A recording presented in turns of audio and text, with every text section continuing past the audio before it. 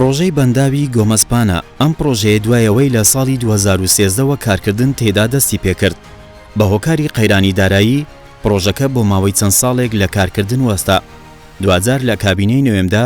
حکوومەتی هەرێمی کوردستان بە هۆکاری گرنگی پرۆژەکە دووبارە کارکردنی تێدا دەست پێ کردووەتەوە. یەکێک لە ئامانجەکانی حکوومەتی هەرێمی کوردستان سوودبینین لە ئاوی سەرزەویە و دڵدانەوەیەتی بە شێوازێکی زانستی و پێشکەوتوو تا بەهۆیەوە ڕێگا لە بەهەدەرچوونی ئەم ڕێژە ئاوەی ساڵانە بگرین کە بەهۆی باران و کانیاوەکان و ڕێڕەوە ئاویەکانەوە لە هەرێمی کوردستان دەردەچن. کار دەکەین بۆ بەکارهێنانی سەرچاوەویەکان و دروستکردنی بەندەوە وەرزی و هەمیشەیەکان و گڵدانەوەی ئاوی پێویست بۆ بواری کشتوکاڵ و زیادکردنی ڕووبەری سەوزایی لە هەرێم.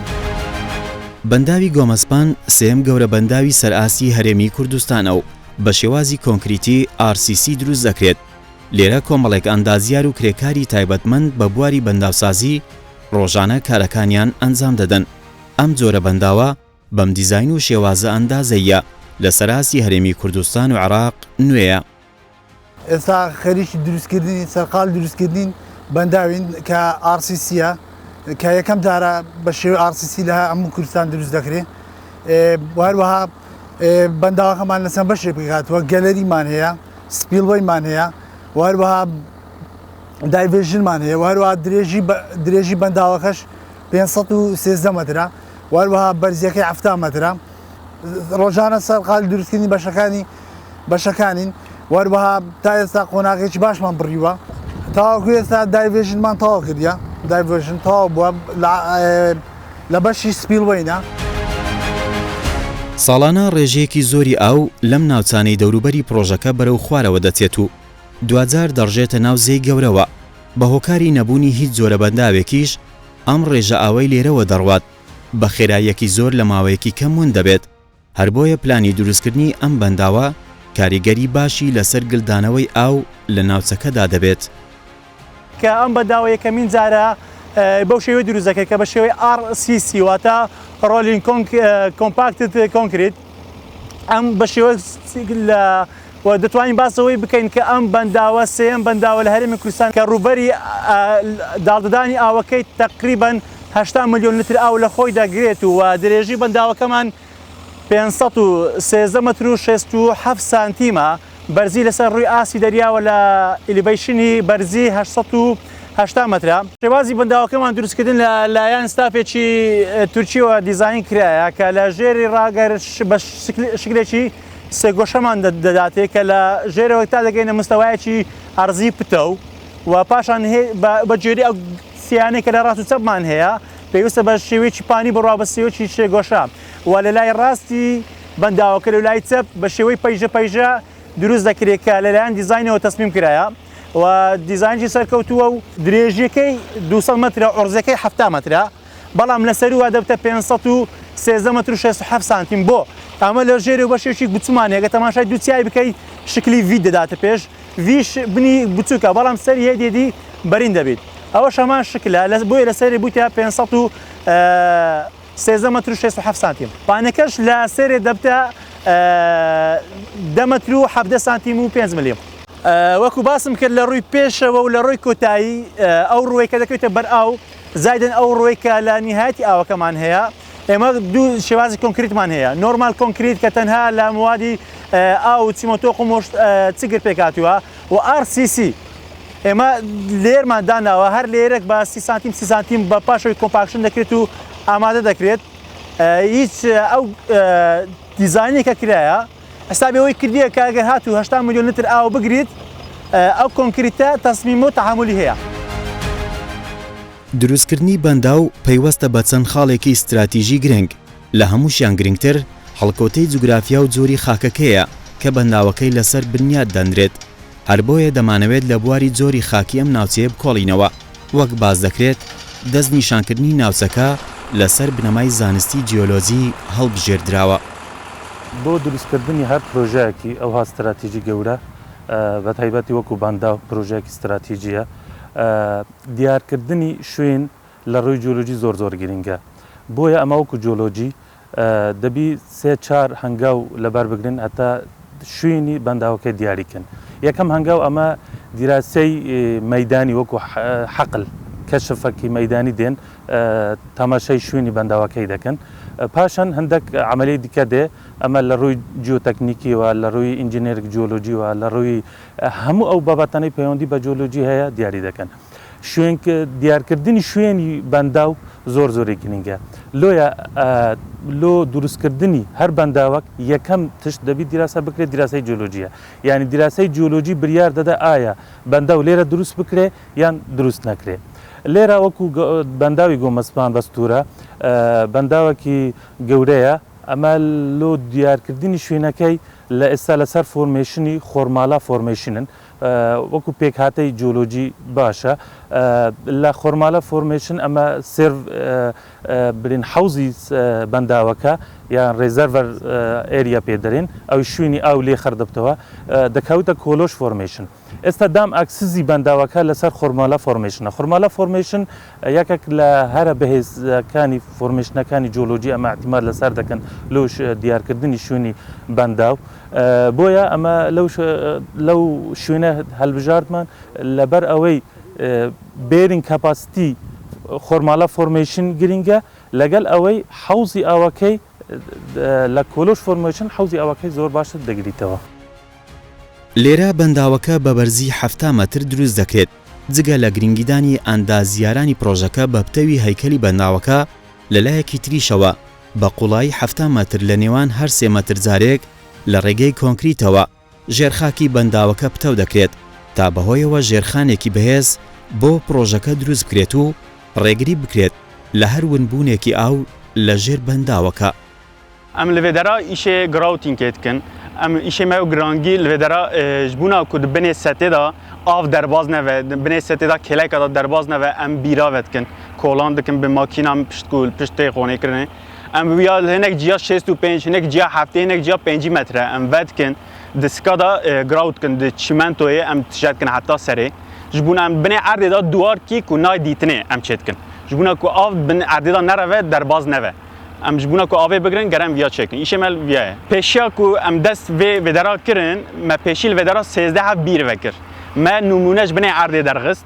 مەلوان نمونە ڕێت li kîjanê numune da çawa bêjim şikandin pireye numune xerabiye melgoriya wî analîza wî kir me değerê wî derxist li goriya wî me qerar da mêlkvedera kîjan bir çend metre vekin. پرۆژەی بەنداوی گۆمەسپان بە دووری 35 کیلۆمەتر دەکەوێتە ڕۆژهەڵاتی شاری هەولێر وەک باز دەکرێت بە تەواوبوونی پرۆژەکە لە بواری جۆراوجۆر کاریگەری باشی لەسەر ژینگە و ئاوهەوای ناوچەکە دروست دەکات لەم بەنداوە دوو جۆر کۆنکریت تێدا بەکار دەهێنرێت یەکیان کۆنکریتی ئاساییە و ئەویتریان جۆرێکی تایبەتیە بۆ بواری دروستکردنی بەنداو کە بتوانێت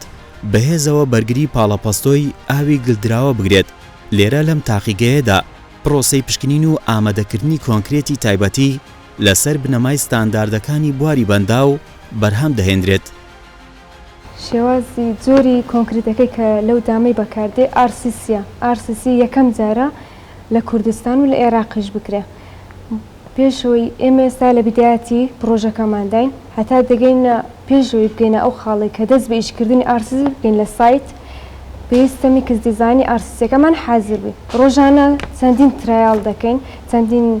سامپڵ تاقی دەکەینەوە هەتا بگەینە ئەو نەتیجەیە کە کام میکس دیزاینی ئارسیسی گونجاوە بۆ پرۆژەکەمان بەبێ ئەو دیزاینەی کە دیاریکراوە لە بەردەستماندایە ئێستا ئێمە لەو قۆناغی داینە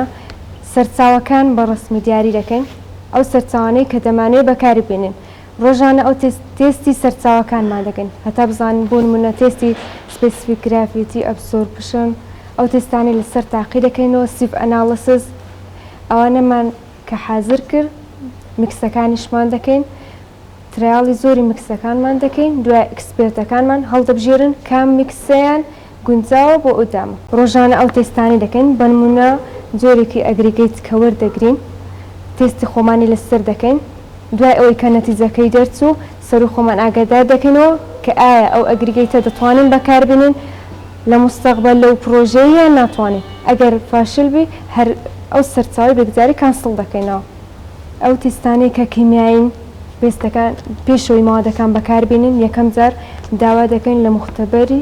مرکزی هەولێر تێستەکانمان بۆ ئەنجام دەن هەتا بزانین مواصفاتەکانی چیە تێستە کنیایەکانیان ئەو تێستانەی دیکەش کە پێویست دەکات لە ناو مختبەری بکرێ ئێمە دەیکەین. لێرە لەگەڵ دەستپێکی دروستکردنی بەنداوی گۆمەسپان لەلایەن وەزارەتی کشتتوکاڵ و سەرچاوەکانی ئاوەوە ڕاستەوخۆ بەڕێوەبەراتیەکی تایبەت بە بەنداوەکە دامەزراوە کە لە قۆناغی ئێستادا ئەرکیان سەرپەرشتیکردنی پرۆسەی بنیاتنانی بەنداوەکەیە و لە کۆتاییشدا بەڕێوەبردنی بەنداوەکە دەمانەوێت لە گرنگی بەنداوەکە بکۆڵینەوە و هۆکاری دەستنیشانکردنی ئەم ناوچەیە بۆ چمە بەستێک دەگەڕێتەوە. بەنداوی گۆمەسپان بەرزترین خاڵی بەنداوەکە 879.75 متر لەسەر ئاسی ڕووی دەریاوە بەرزە. نزمترین خاڵی بەنداوەکە 814 متر لەسەر ئاسی ڕووی دەریاوە بەرزە. بەنداوەکە توانای گلدانەوەی 8,800,000 متر سێجا ئاوی هەیە. پانی بەنداو لە بنمیزدا 7 مترە و لەسەرەوەی دەبێت بە 10 متر. بەنداوەکە 7 متر بەرزە.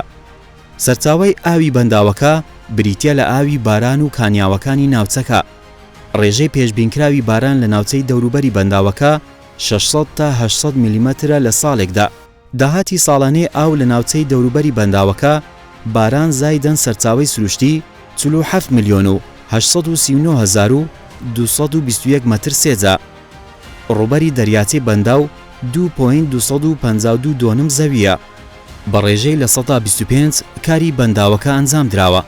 لە بەنداوەکە وێزگەیەکی کارۆئاوی تایبەت بە دابینکردنی کارەبای پرۆژەکە لە بەنداوەکەدا دروست دەکرێت. پرۆژەی بەنداوی گۆمەسپان جۆرەکەی جۆری کۆنکریتیە، جۆرێکی تایبەتە کە ناوەخنەکەی بریتە لە کۆنکریتێکی تایبەت کە یەکەم جارە لەسەر ئاستی هەرێمی کوردستان و عێراق جێبەجێ دەکرێت پێی دەوترێت ڕۆلەر کۆمپاکتت کۆنکریت دام. بەنداوی گۆمەسپان بەپێی هەڵکەوتەی جوگرافیەکەی کە تەنها 30 کیلومتر لە شاری هەولێرە دوورە، گرنگجێکی یەکجار زۆری هەیە لە گشت بوارەکان بە تایبەتی بواری تەغزیەی ئاوی ژێرزەوی و دابینکردنی ئاوی شیرین بۆ ناوچەکە و گرنگجێکی تریش لەبەر نزیکی لە شاری هەولێر لە ڕووی گەشتیاریەوە گرنگجێکی یەکجار زۆری دەبێت و دەبێتە هۆی بوژانەوەی ناوچەکە لەم بارەیەوە. لە ڕووی پێکهاتەی ئەندازەییەوە ئەم بەنداوە بەرزیەکەی 7 مترە و درێژیەکەی لەسەرەوە 513 مترە و هەروە پانیەکەی لە ژێرەوە 7 متر پانە و لەسەرەوەش 10 متر پانە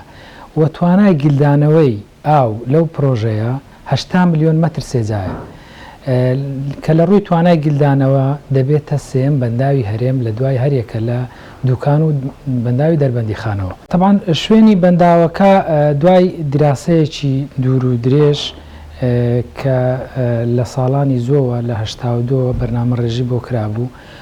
خۆشبەختانە لە حکوومەتی هەرێمی کوردستان لە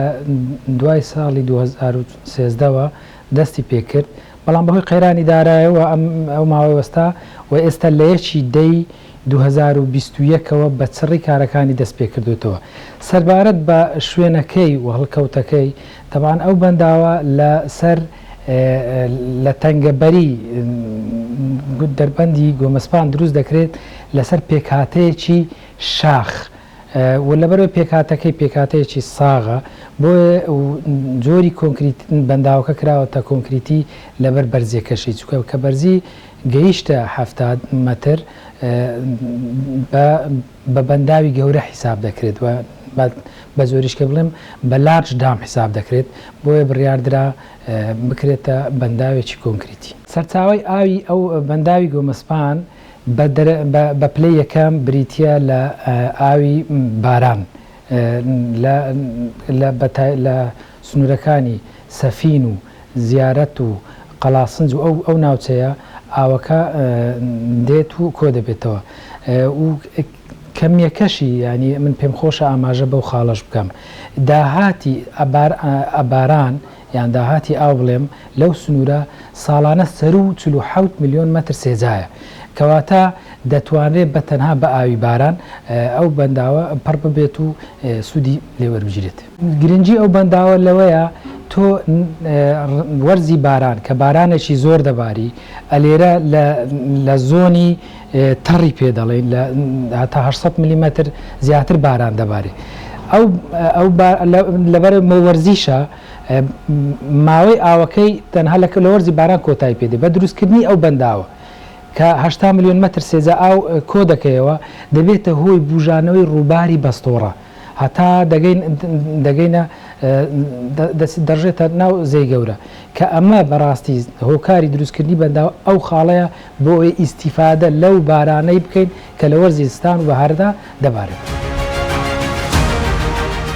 لە دوای وەستانی پرۆژەکە بە هۆکاری قەیرانی دارایی لە هەرێمی کوردستان لە کابینەی نوێمدا هەوڵەکان چڕ کراونەتەوە بۆ بنیادنان و تاواکردنی پرۆژەکە وا دیارە کۆمپانیا جێبەجێکار هەوڵەکانی چڕ کردووەتەوە لە ماوەی 20 مانگی کارکردن لە پرۆژەکەدا بگەن بە کۆتایی دروستکردنەکان و پێشبینیش دەکرێت لە 2 ساڵدا بەنداوەکە پڕ ئاو ببێت لە ڕێگەی ئیدارەدانێکی تەندروست بە بەردەوامی چەمی بەستۆڕە ئاوی پێدا بڕوات کە بەهۆیەوە کاریگەری باشی لەسەر ئەم ناوچانە دەبێت کە دەکەوێتە دەوروبەری چەمەکەوە. دیارە پرۆژەکەیمان لە ساڵی 2013 پرۆژەکە دەست بەکار بووینە لە پاییزی 2013 بەڵام بە حکمیە و بارە ناهەمواری بەسەر کوردستاندا هەتی بە تایبەتی شەڕی داسە پاوی داعش و قەیرانی دارایی و دواتریش کۆڕۆناوەوانە ئێمە پرۆژەکەمان لە جێبەجێکردن دواکەوت بەڵام ئێستا لەگەڵ هاتنی کابینەی نوێیەم گرنجێکی زۆر تایبەتیدا بە بواری ئاو بەنداوەکان و بواری ڕێگاوانەکان و تایبەتیش لە بواری ئاو بەنداو بە دەرەجەیەک ئێمەش بە تایبەتی هاتنی وەرزی وشکە ساڵی ئەم ساڵ کە خەتەرێکی زۆر گەورە بوو لەسەر خودی تاگوێتاکی هەرێمی کوردستان باشترین بیکردنەوە بووکە لە جەنابی سەرۆکی حکوومەت بۆ تاواکردنی بەنداوەکان بەگشتی و بە تایبەتیش بەنداوی گۆمەسپان کە ئەو بەنداوە گرنگێکی زۆر تایبەتی هەیە بۆ شاری هەولێر و دەوروبەری لە هەموو بوارەکانەوە چ لە بواری بەرزکردنەوەی ئاستی ئاوی ژێرزەوی چ لە بواری گەشەپێدانی بەرهەمهێنانی کشتتوکاڵی چونکە خۆتان دەزانن باشترین کرد کە حکوومەت گرنگی پێ بدات کە پەرەی پێ بدات بواری کشتتوکاڵی ئەوەش دەبێتە هاوشانی هەموو کرێکارێک هەموو وەرزێرەکانمان بۆ جوتیارەکانمان بۆ وەرهێنانەکانیان لە بوارەکانی گەرم و جۆ و هەموو بەرهەمە کشتتوکاڵەکانی تر و جگە لەوەش دەبێتە سامانێکی زۆر باش بۆ پەرەپێدانی سامانی ماسی لە دەڤەرەکە هەروەها بۆ ڕاکێشانی ئاوی هەولێر کە زۆر گرنگە ئەوە دەبێتە فریاد ڕستێکی باش بۆ هەولێر بە تایبەتی دەبێتە هاوشانی بۆڕیەکانی ئیفراز کە 4 بۆڕی هەیە ئەوەش دەتوانانی وەکو بۆڕی پێنجەم لە بۆی ڕاکێشر لە بۆ هەولێر بە تایبەتی بۆ سەروی هەولێر کەس نەزان و مەنتیقەی هەشتی حەسار و کەو مەنتیقانە کە ئاویان بداتێ ئەمە جگە لە بواری بە تایبەتی بۆ گرنگی دانێکی تایبەت بە بواری سیاحە لە تایبەتی زۆر تایبەتنی خۆی هەیە بە تایبەتی ئەو مەنتیقەیە ئەو ناوچەیێرانە کە پێ دەڵێن دۆلی خۆشناوەتی هەر خودی خۆی لە بۆ سیاحە بەبێ هیچ بەنداوێک خەڵک ڕووی تێدەکات تجای ئەوەی کە بەنداوێکی وای لێبی کە گرنجش تایبەتی هەیە پرۆژەکە 125 تاوا کراوە تقریبا پرۆژەکە خۆی ئەگەر بە بەرنامەی کاری حکوومەت بێت لەوانەیە بە 3 ساڵی تر تەواو نەبێت بەڵام ئێمە لە خودی جەنابی سەرۆکی حکوومەتەوە ئەو گرنجی تایبەتی کە پرۆژەکە دەدا ئێمەش بڵێنمان پێداون بە وەزارەتی کشتتوکاڵ و بە خودی جەنابی سەرۆکی حکوومەت بۆ ئەوی پرۆژەکە لە کەمترین ماوە لە کەمتر لە 20 مانگ تاوا بکەین هیوادارم بتوانین لە 20 مانگی ترکە ئێرانە چاوپێکەوتن دەکەین پرۆژەکە تاوا بوو بێ